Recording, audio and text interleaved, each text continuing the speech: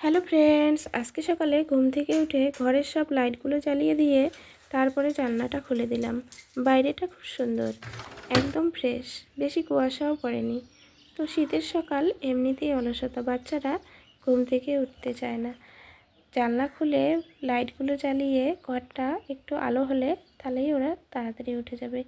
তো বাচ্চাদের জন্য টিফিন বানাতে হবে, আমি তাড়াতাড়ি চলে এলাম রান্নাঘরে। আজকে বানাবো এখানে পালং শাকের ডোসা। তো 2 মুঠি পালং শাক আমি ভালো করে এখানে বেছে ধুয়ে নিব। ধোয়ার পরে একটা মিক্সি জারের মধ্যে দিয়ে দিব। তারপরে 1 বাটি সুজিও দিয়ে দিব।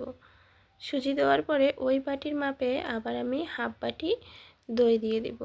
দইটা একদম ফ্রেশ। তো এখানে হাফ বাটি দই দেওয়ার পরে 2 চামচ বেসনও দিয়ে দিব।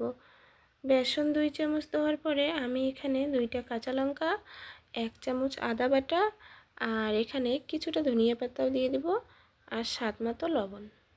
লবণটা দেওয়ার পরে এখানে আমি 1 চামচ চিনিও দিয়ে দেব। একদম ছোট মাঝারি সাইজের চামচ দিয়ে 1 চামচ চিনি দিয়ে দিলাম, আর পানি দিয়ে একটা পাতলা ব্যাটার বানিয়ে নেব।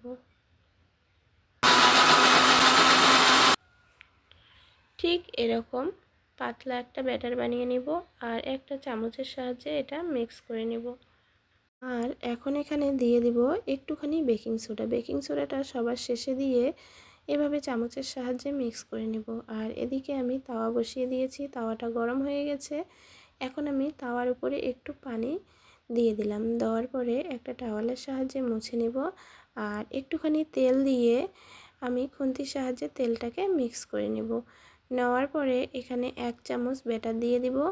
তো এই চামচের সাহায্যেই এভাবে গোল গোল করে ডোসার শেপ দিয়ে দিব। তো ডোসার শেপ দেওয়ার পরে প্রায় 2 থেকে 3 মিনিট সময় লাগে একটা ডোসা হতে। তো এখানে হালকা ব্রাউন কালার চলে আসলে উপর থেকে আমি এটাকে উল্টে নামিয়ে নিব। তো প্রথম ডোসাটা আমার হয়ে গেছে। এখন সেম প্রসেসে দ্বিতীয় ডোসাটাও আমি বানিয়ে নেব। তো এভাবে দিয়ে ওই হাতার সাহায্যে গোল গোল করে ডোসার শেপ দিয়ে দিব।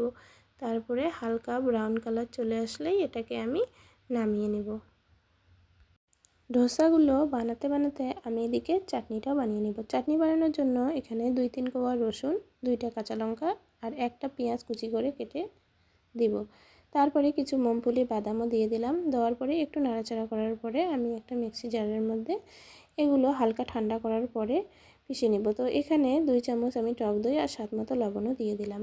দেওয়ার পরে একদম মিহি করে পিষে নেব। আর এখানে একটু গোটা জিরে, একটু গোটা সর্ষে আর 2টা শুকনো লঙ্কা ফোড়ন দিয়ে চামচের সাহায্যে ভালো করে মিক্স করে নেব। ডোসাটা উপর থেকে ক্রিস্পি আর ভিতর থেকে অনেক সফট হয়েছে। তো 10 মিনিটে আপনারা সকালের নাস্তা এভাবে রেডি করতে পারবেন। আজ এই পর্যন্ত, দেখা হবে নেক্সট ব্লগে। টাটা।